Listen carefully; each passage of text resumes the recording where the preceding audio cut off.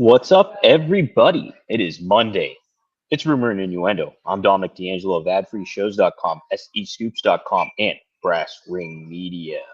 But for Monday, we are here with Mr. Robert Karpelis, WD Creative _ish, not Marcus D'Angelo. Just noticed I did that. Best producer in the biz. Robert, Marcus, how are you? Damn it, Dom! You can tell that I am not Marcus D'Angelo because I haven't used any sort of inappropriate verbiage on this Yes. show. All I hear are the clinking of glasses and things going on. I'm guessing you're celebrating Cinco de Mayo early with your coffee. Tito Santana would say Arriba. That's right, Robert. I am. Yes, and we'll say hi to some of the folks joining us live. Johnny Disco says, "Good morning, RO&I. Did anyone from this team get released? But seriously curious to see where everyone ends up." Yeah, we're going to talk a little bit about the releases there. Cammy Star says, "Damn it, missed one live show, and you guys talk Bluey." Listen to plenty of the episodes of Working Stiff. There's lots of Bluey conversation going on there. Johnny Disco correctly saying, Muffin, the greatest heel in all of television. If you haven't Is watched she a Bluey, heel? oh, she is the ultimate heel. Wow. Just the worst. Devin Dowling says, "Ayo, Dre Owens, hello R&I. How long until Shayna joins the Death Riders?" Oh, I am no. friends with Shayna Baszler. I like Shayna Baszler. I would never wish something as horrible on Shayna Baszler as being saddled with that Death Riders gimmick. And Lou 4237 wishing us a happy Cinco de Mayo. Hello. Happy Hello, Cinco de Dom. Mayo. Yes, it sounds like WWE was saying adios to a number of members of the roster. Yes, they were indeed saying no moss, Robert, to a few people on the I roster. see what you did there. Some names listed: Braun Strowman, Shayna Baszler, as we talked about, Dakota Kai, Caden Carter, Katana Chance, and Cora Jade are the biggest names that they let go. Robert, let's run down through a couple. I know you talked about on Patreon, which we can plug later on, but Braun Strowman. Plugging it now, Working Stiff Patreon. Myself and Scott Chaplin go deep into the roster cuts. But right now, here's the thing, just on a broad level for when it comes to roster cuts. You want to mute yourself for a second while there's other clinking going on Oh, behind you. sure, You're yes. good. When it comes to roster cuts, when when you've been on creative, the first thing you do is you look at the people that are gone and think, what is it we could have done with this person or this group, and was there additional added value with these cuts as opposed to cuts in the past? They were byproducts of Triple H's decision. Paul Levesque is the one who was told you need to make cuts. He's the one that orchestrated who was going to stay, who was going to go. So for some of these cuts, I know there's been some reports online where they were salary related, they were age related, they were laziness or motivation related. At the top of that list is Braun Strowman, and I think he is both, or he's all three of the above. I think there's a salary issue. I think that there is an age issue. I think there's a laziness issue. Braun Strowman is being paid, or was being paid, essentially at the level of a main eventer. And we in 2025 do not respond the same to, ooh, that guy is tall, as opposed to we may have in the 80s or the 90s, where there was a novelty to somebody being a pituitary case, and that alone warranted them getting a position in the company. We now expect more from giants, and Braun Strowman being paid at a main event level. No one in this chat, no one watching us live around the world on a plethora of platforms is saying, man, I wish Braun Strowman was taking on Cody Rhodes. I wish Braun Strowman was taking on John Cena. I wish Braun Strowman was taking on Jey Uso. He was not at that level anymore. Injuries, lack of motivation, whatever it may be, he was not producing at that level. He did pretty well for Bronson Reed as cannon fodder, but then when he took on Jacob Fatu, the way that he sold those hip attacks, it was clear this guy, the way he was turning his body, he had no intention of doing what was on the script. He had no intention of making that guy look good. And on SmackDown, I know we talked about Aleister Black and Miz. Miz made Aleister Black look like $1 billion. The way he sold that kick to the head, Miz looked like he was dead. Braun Strowman kept trying to protect himself, kept trying to protect his reputation. He wasn't being a team player. His value as a line item on the salary had far exceeded his value in the ring. And ultimately, you needed to make a decision.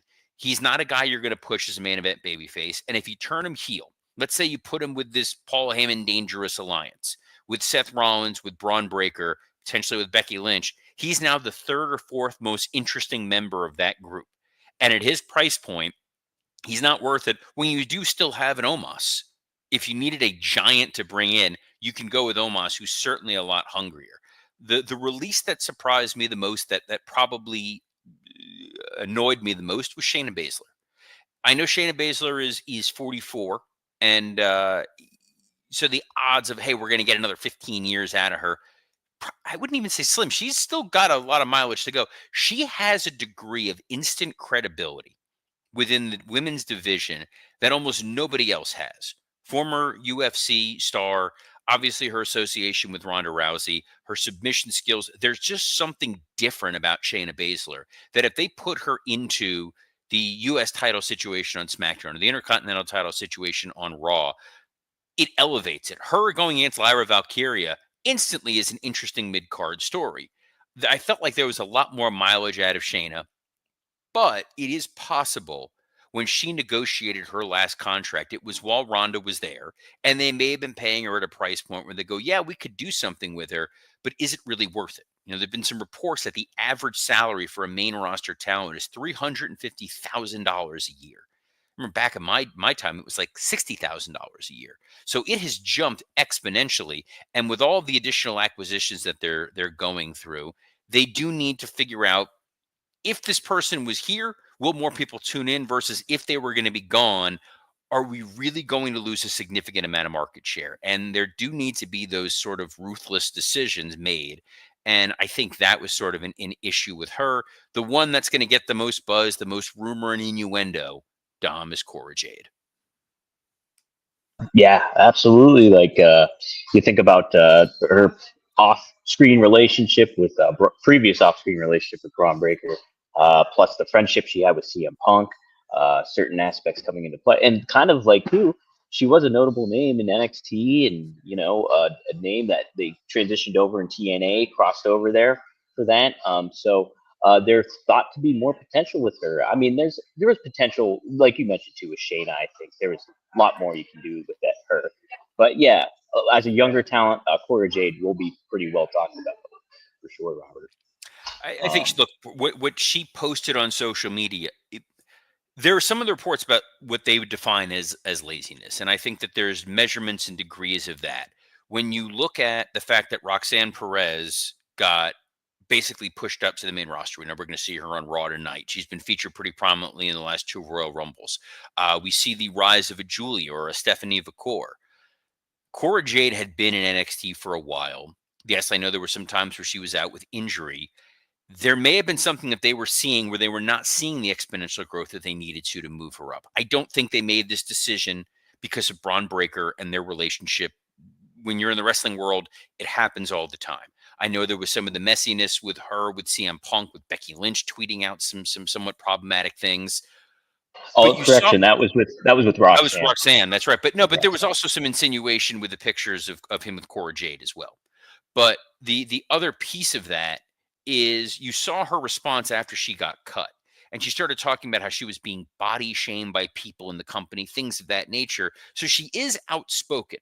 And sometimes that doesn't go well. Dakota Kai was being outspoken about not being used, but we know Dakota Kai has been a little injury prone, and maybe they were concerned about putting a lot of weight behind her, and then she suddenly gets hurt again. We're never really going to fully know what a lot of those decisions were, but I think the Cora Jade one is the one that you think that there's the most buzz to it, but it could have just come down to, hey, we've got enough people right now in positions that we want. Maybe she'll go and learn another hold. But what's concerning with being released in the WWE right now is we know WWE has its partnership with TNA. We know that WWE just acquired AAA. The places to go and work outside of WWE is shrinking dramatically. Yeah, that is a concern, and you think of the value that goes, if you go to AEW, you run that risk of not being shown on TV. You might get paid, but hey, that is already a bloated roster, and how can people fit on that? And then so yeah, it is going to become a concern here soon enough. that pool is going to get smaller and smaller as WWE kind of tightens up its ship and focuses on the younger talent that they've already acquired and have underneath their banner. So yeah, don't like to see people get released, but this is just the nature of the business, and Of course, no. that's You look. You never want anybody to be released, but ultimately, when there are those releases, you take a step back and say, okay, why is mhm. this happening? Sometimes there have been releases that are lunatic Vince McMahon related decisions, and that Hunter ultimately winds up regretting. He regretted the first time Karrion Cross got cut, obviously losing Keith Lee when they cut Hit Row arbitrarily, and Hunter and Sean lost Shane Strickland, who they did not want to lose. Here, these felt budget related and they needed to make some cuts. And ultimately, if they decide that they want to bring someone back, they do have that option. And we'll see where it goes from there. I know there's been some other buzz around some acquisitions as it relates to AAA. Dom, you're on mute. Yeah, that's correct, Robert. We did have some news breaking over the weekend. According to some reports, WWE has signed several AAA stars to contract, with Alberto Del Rio's name appearing on that list. Additional details have emerged, though, regarding the relationship between WWE and Del Rio. According to Lucha Blog, WWE has not directly offered a contract to El Patron, Del Rio, the controversial former WWE World Champ. Instead, El Patron remains under contract with AAA, which has built its promotion around him over the past year. When WWE completes its acquisition of AAA, the sports entertainment juggernaut will assume responsibility of this existing contract. So take that for what you will. But yeah, obviously there's several names that are signed under the contract, potentially with WWE. Alberto Del Rio being one of them. What do you think of this, Robert? So there's obviously been some problematic, we'll call it rumor and innuendo around Del Rio, Patron, some of the behaviors that he's had with some of the women in the past, including Paige or Soraya. I think they knew when they were acquiring AAA. Patron is there. He's one of their big stars in AAA. He's a great talent. A lot of people have had a lot of wonderful things to say about what he's been doing in ring there. There were some folks who thought he was going to be immediately released and cut by WWE when this acquisition occurred. I think if they're trying to remain some degree loyal to what AAA is doing, he's sort of a necessary evil in AAA right now. I don't see them bringing him up to the main roster or using him in WWE because of all that additional baggage. And they're trying to distance themselves from issues that are a problem. You don't necessarily invite more of a problem. And I think that the negatives outweigh the positives with him. And even the landscape of the main roster, they brought up Aleister Black. They brought up Rusev, who came over from AEW. So it's clear that they're open to bringing back talent that they've utilized before. I don't see Del Rio necessarily fitting in to overcome any of the negative stigma associated with him. Yeah, I mean, you think about some of those past reports and stuff that have come out about him. All allegations and stuff, nothing very much concrete or confirmed, but still, like the perception is what people see and think about. So who knows? Like, and you don't want to carry that around with you. I You're just a don't know big if they need it. company. I don't know that what he gets them overcomes all the other issues. I know Devin Dowling says that didn't JBL say Patron is the best wrestler alive? JBL did, but JBL says a lot of problematic things. So we move on from there.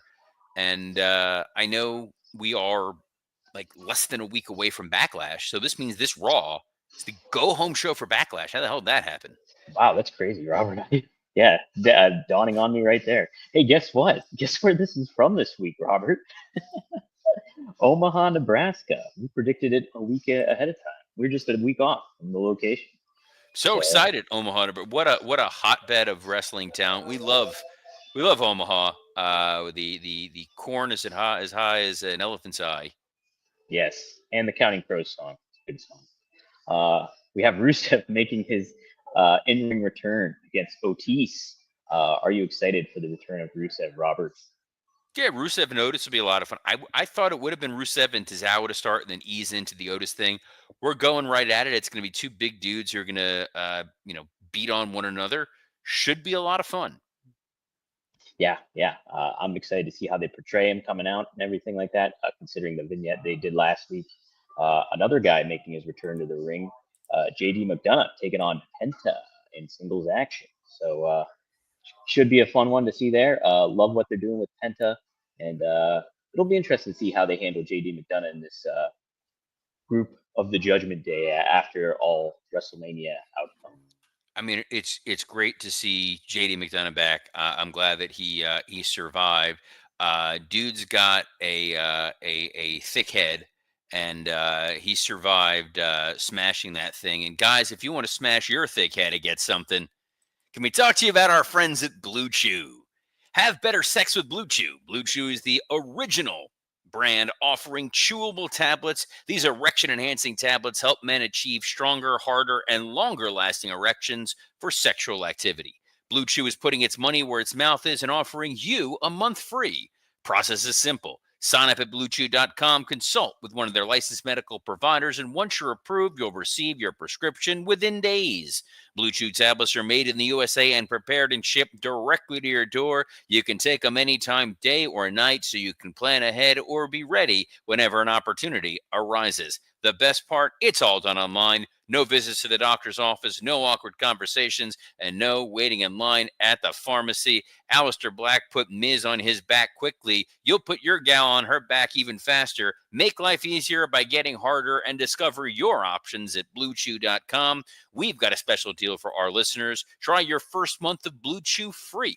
Visit BlueChew.com for more details and important safety information. And we thank Blue Chew for sponsoring this episode of Rumor and Innuendo. Yes, Blue Chew, thank you. Thank you. Hey, also on tap, we got Seth Rollins, Braun Breaker, and Paul Heyman to deliver a message to the WWE Universe. What's that message going to be, Robert? What do you think? I think that message is going to be we're getting a match with Sami Zayn and Seth Rollins at Backlash. Is that a good follow-up, you think, for the Yes. faction forming and Sami Look, going on? The problem is they right now are cool, but they need to be heels. Seth needs to be heel, and the attack that they did on Sami at the end of Raw was designed to make them seem like heels. Sammy's a guy that is always going to get cheered, so he's unfortunately kind of the sacrificial lamb for this. You want an idiot-proof backlash coming off of WrestleMania, so you want to give someone that you know that they're going to cheer, which is Sami Zayn. You want to give them someone you know they're going to boo, which is Logan Paul. Yes, absolutely. I like Sami. I think that follow-up at the end of Raw was great and did set them a tone for their heelish ways moving forward. So we got Becky Lynch calling out Lyra Valkyria. Are we going to see Becky join this Paul Heyman faction, Robert? It makes the most sense. I think it's a strong addition to this. I'm calling it the Dangerous Alliance until they call it otherwise. Yeah. So I think having Seth with Becky and Heyman promoting them as the first couple of professional wrestling, that's kind of fun. That's kind of interesting. I think that there's a novel approach to it. And, we'll be able to talk about that and a whole lot more tomorrow. This is a slightly truncated episode of Rumor and Innuendo. We're only doing 20 minutes today instead of 30. We try to keep in that 30-minute corridor. Unfortunately, one of us has to jump off early. But both Dom and I will be back here tomorrow, as we are every Monday through Friday at noon Eastern on a plethora of platforms, including the WWE Creative_ISH X account, the at Dominic D'Angelo X account, the at SE Scoops X account, and on YouTube on Rumor and Innuendo, ad-free shows, and Working Stiff. So on behalf of the Cinco de Mayo, Dominic D'Angelo, I'm Robert Karpolis. Best of luck in your future endeavors. Muchos gracias, Roberto.